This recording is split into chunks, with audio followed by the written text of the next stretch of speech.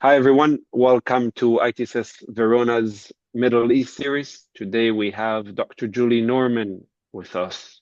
Dr. Julie Norman is the author of the recent book, Gaza, The Dream and the Nightmare. Dr. Julie Norman, thank you for being with us. Thank you for having me.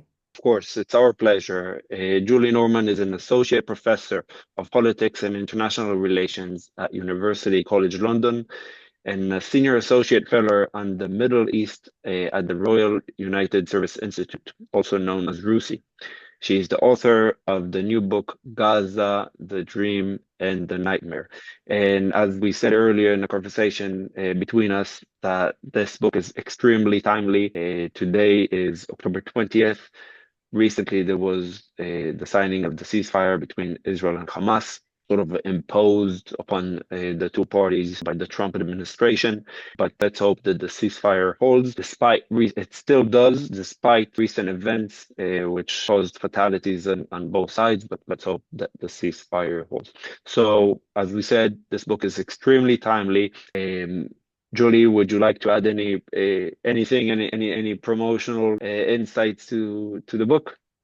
Well, thanks, Omri. I hope our conversation gets people interested in the book. But just to say, our book is one that we hope people will read to really provide some background to what's been going on in Gaza for the last 2 years. Obviously, Gaza's in the headlines so much, but what got Gaza to this point? And our book is trying to tell that story through our own historical narrative, as well as through the voices of Gazans and Israelis as well. Excellent.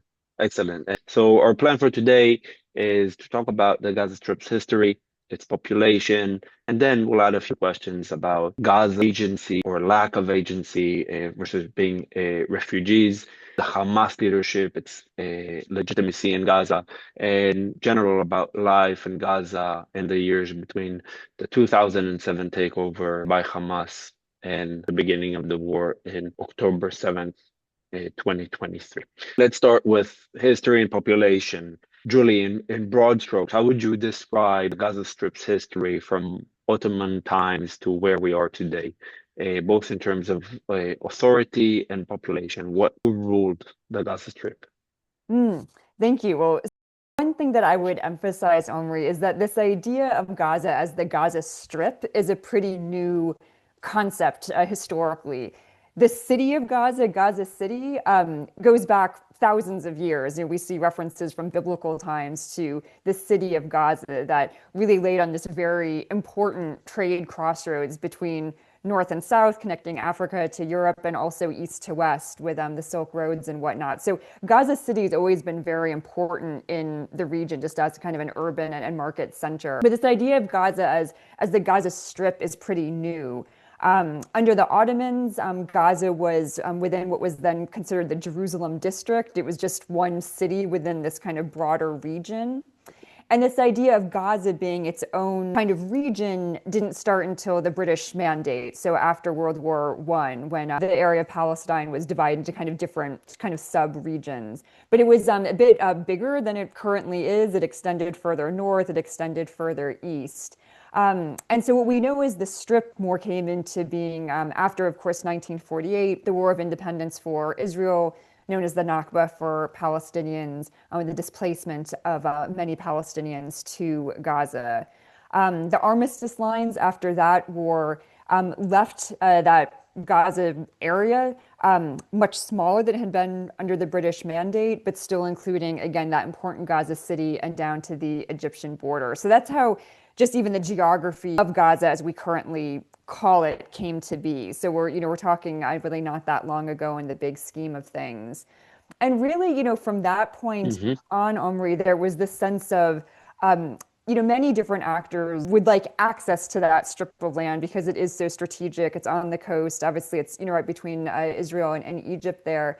But most actors did not want to take responsibility for the population within the Gaza Strip. I should point out that prior to 1948, Gaza had a population of about 70,000 people. Again, a pretty area that was doing pretty well for itself. It had the seacoast, it had different kinds of industries and whatnot within it. But after 1948, the population of Gaza more than tripled as Palestinian refugees who were displaced during the Nakba came and settled there. And so, you had a very different type of population from that point on, one that Israel was not super keen to annex and take back into Israel as citizens or as population. And also that Egypt was not looking Hmm. either to annex and take as their population. So Gaza was under Egyptian Right. administration about 20 years until it became under Israeli control in 1967. There has been certainly interest in controlling that territory, but a reluctance to take responsibility for the population within it. This is Right. a population that, again, was after 1948 a majority refugee population. It was a population that, for the first several decades after 1948, thought that they would still have an ability to return to their homes in what then became Hmm. Israel. And it was after that, I would say, and kind of during this period, a population that became very activated, very political, very mobilized. Again, largely because it was persons who had been displaced, who believe very much in a Palestinian cause, a Palestinian struggle, Palestinian Right. liberation. And so you see a lot of mobilization starting in Gaza, and really through the intifadas, Gaza really as a place where a lot of activism, a lot of resistance builds and develops. And so for many reasons, I would say the needs of a refugee population, as well as a highly politicized population, was one reason that Israel was reluctant to, take in anyone Right. from that area, and also why Egypt was not looking to really extend a hand either. Again, this Hmm. was a territory that lacked its own autonomous leaders, that lacked self-determination, and because of that, you had different elements of what would be considered civil society stepping in to take that space. And one important Yeah. element within that was your religious groups, religious communities, and mostly different types of movements that would identify as Islamic. And so you had a pretty strong Muslim Brotherhood presence in Exactly. Gaza from early on. Hmm. Again, starting mostly in terms of providing charitable works, providing schools, clinics, these kinds of things. And I would point out the Muslim Brotherhood was very intentional about not getting directly involved in resistance or even in politics for the early decades Hmm. of Gaza.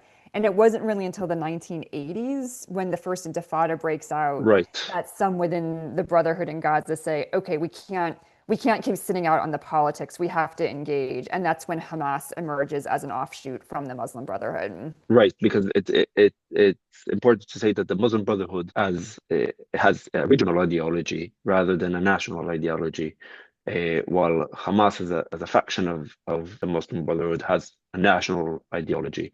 It's a Palestinian movement.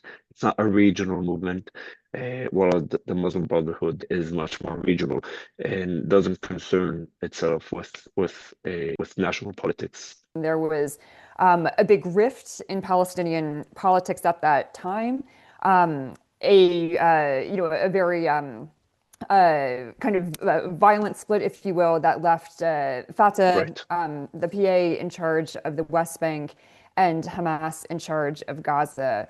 And so you have a very different type of governing body now in Gaza, Hmm. a movement that had really been a resistance movement, obviously characterized as a terrorist group by Israel, the US, the UK, Europe, other actors.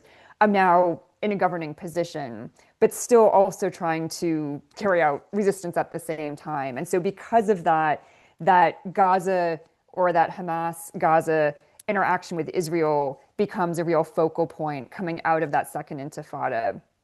Exactly.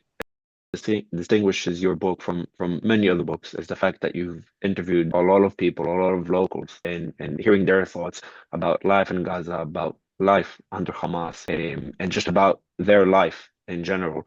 So that for itself is a very, very good reason to read the book and get that sort of insight from within. One reason that we called the book Gaza, the Dream and the Nightmare, the title comes from one of our interviewees who said living in Gaza was like a dream and a nightmare at the same time. But one of the things we wanted to highlight through the book was that Gaza, throughout its history, up until this current war, has always had a lot of potential within it. You write, a primary aim is to shift from the passive account of Palestinian experiences in most mainstream media and instead to highlight the agency and humanity of everyday Gazans. This is something that you felt is missing from the discussion, the agency of the Gazans. Yes, definitely. And as I mentioned, even I think people who care very much about Gaza and are focusing on it are out of necessity in the context of this war, seeing casualty numbers, seeing the mass suffering of Gaza, seeing numbers and these kinds of things. And one thing we wanted to do in the book was make sure that one, personal accounts of the war, but also of Gaza before the war were present. And again, that there were narratives and very important personal narratives of what living through this conflict and war has been like. But again, also memories, anecdotes, stories of Gazans' life before the war as well, just to emphasize that Gaza was a much more contextualized, rounded kind of place, and also just to emphasize the degree of things that were lost. This was not just this was not, I think, what some people imagine when they think of Gaza. It was a very vibrant place. Yeah, so I think if you ask about agency, people see agency in a lot of different ways. Most people who I spoke with, and again, this included students, teachers, journalists, NGO workers, writers. What kind of agency, can you elaborate on kinds of agencies Gazans felt or practiced before the war in Gaza that is not formed a struggle against Israel? So vis-a-vis, so within the Gazan society, um, what kind of vibrant society was it? How did people um, really brought themselves forward? Yeah, sure. So one example that I like to talk about was this film bus that a couple guys I spoke to started. So under Hamas, a lot of the movies and films that kind of used to be shown in Gazan cinemas started to decrease. And these guys felt movies and films were a really good way for young people to learn about the world, to be able to discuss issues, to learn about the arts. And so they kind of outfitted a bus with a screen, with seats, with air conditioning, and started traveling around Gaza to show films to young students and young people and host discussions about different topics based on the film. And so this is just one very small example, but the film Mhm. bus was wildly popular. Kids loved it. The film was, I think, is a really, really interesting example because on the one hand, comes a it comes after Hamas bans certain kind of movies. On the other, it continues to operate within the Gaza Strip, which is under Hamas's control. Mhm. And I think this relates very nicely to one of your interviewees, Ibrahim, when he said Hamas is not ISIS. They allow women to uncover, they allow people to smoke, they allow people to dance. He says, I don't like them, but I need to be fair, they're not extremists. That's how Ibrahim views this or views Hamas. So Sharia law, for example, was not imposed across the Gaza Strip. So unlike uh, areas where ISIS used to control, just to give some sort of a counter of an example. But at the same time,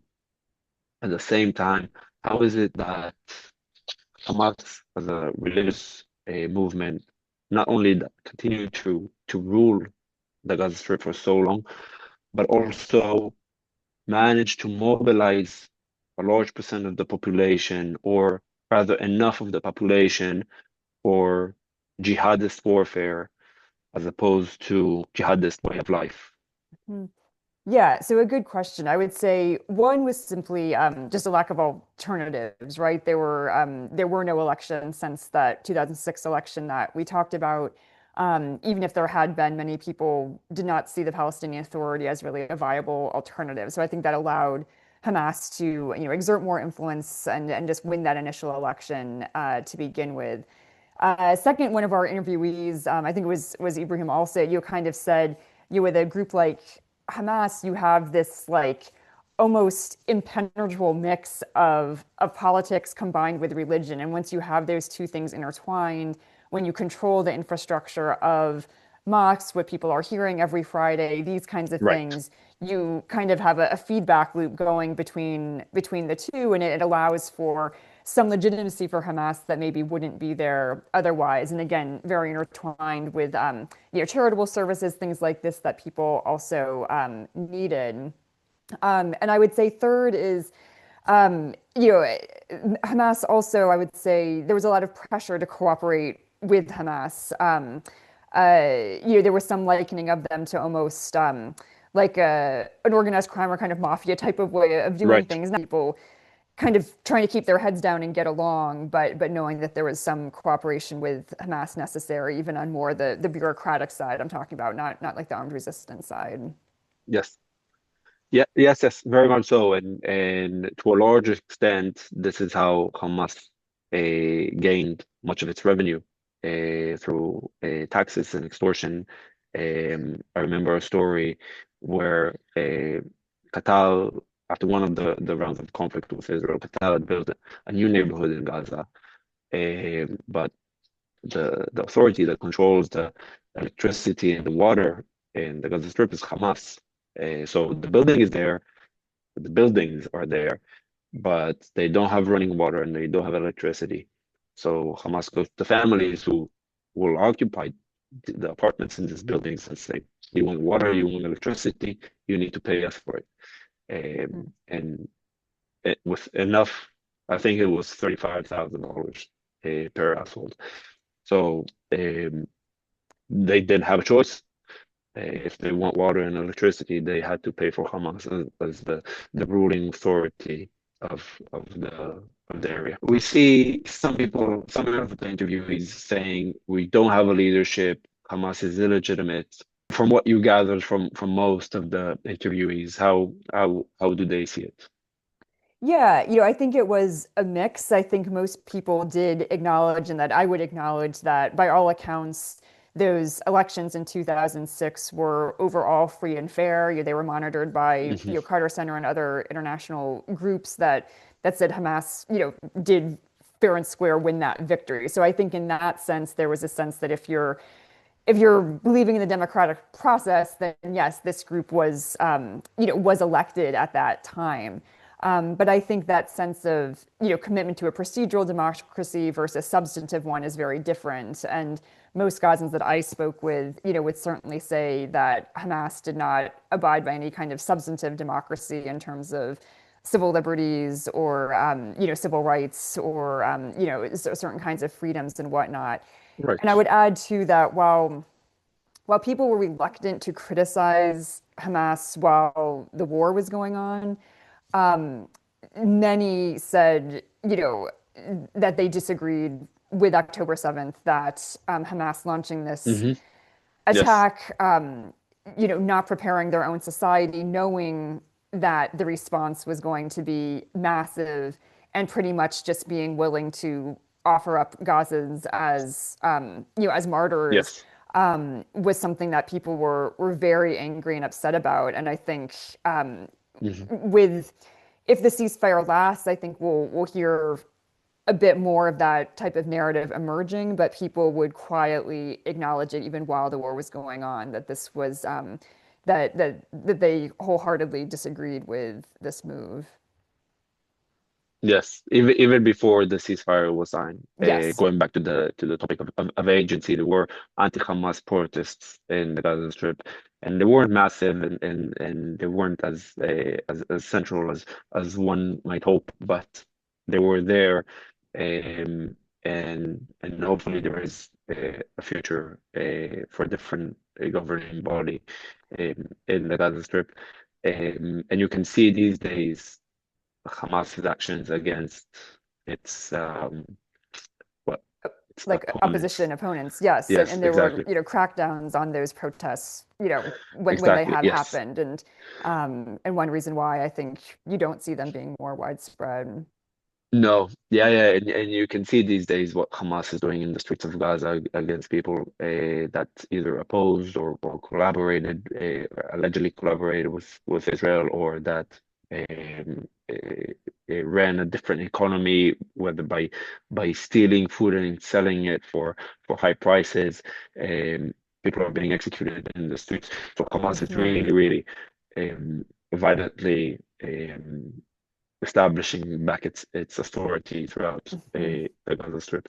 Now, this leads me to one of my final questions, and it's a really really interesting one from my point of view. So, under in 2006 there were the elections, and then in 2007 there was a takeover, the violent takeover, because the House was split with a majority for Hamas, but also still a minority, a sizable minority for the Fatah. But then in 2007, really, Hamas took over everything. How did the Fatah survive, and to what extent did it survive from 2007 onwards in the Gaza Strip? Because it is still, or up to the war, it was still a, a body, right? And a political entity. Yes. So I would say first, I would just underscore that this rift in Palestinian politics, most Gazans, most Palestinians I talk to in the West Bank as well, like, cannot overstate enough the damage that has done to Palestine, to Palestinians, to the Palestinian cause, et cetera. When the split happened, most people who were in more leadership, prominent positions in Fatah did essentially leave Gaza for the West Bank, and I would say somewhat vice versa with West Bank to Gaza. That doesn't mean there's not supporters for both groups within the other territory, and certainly, Right. some support for Hamas has been increasing in the West Bank.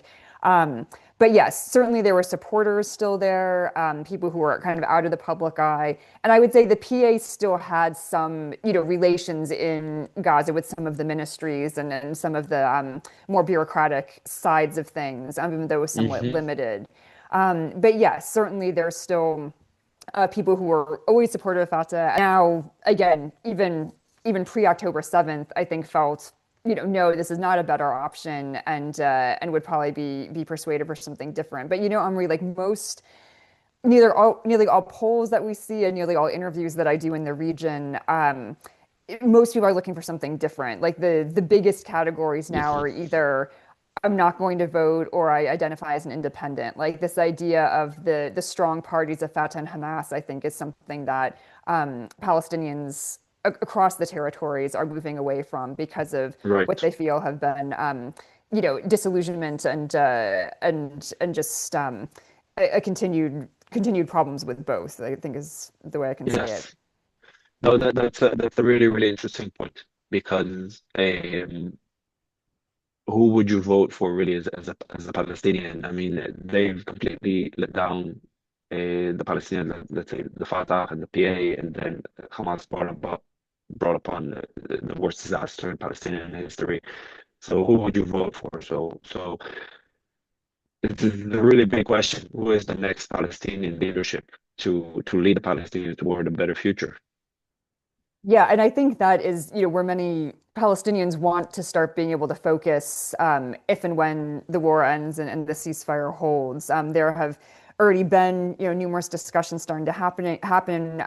Many, among younger generations, people who do want to see a different type of change. And again, I think the common thread through all of that is there's a belief in Palestinian self-determination, there's a belief in a better type of future, and a belief in a more democratic and representative system that is not reflected in any of the prior parties. And I think the Mhm. shape that that forms is something that remains yet to be seen, but it's certainly something that the conversations have started, and I think will be accelerating now that there's at least this fragile ceasefire in place. Yes, absolutely. But we've talked about a lot, but there's so much we haven't talked about. And I hate cutting it here, but there is a limit to there is an end to this conversation. But it would be wonderful to have you again soon. Let's see how things develop, and then we can talk about broader stuff. Of course, we'll talk about the book and how it's being received, uh, but let's schedule another session. Dr. Julie Norman, can't thank you enough. Thank you very much for your time. Thank you very Thank, much for the book that you wrote, and it's been a pleasure. thank you so much, Omri. It's really been a pleasure speaking with you. Good. Thank you very much.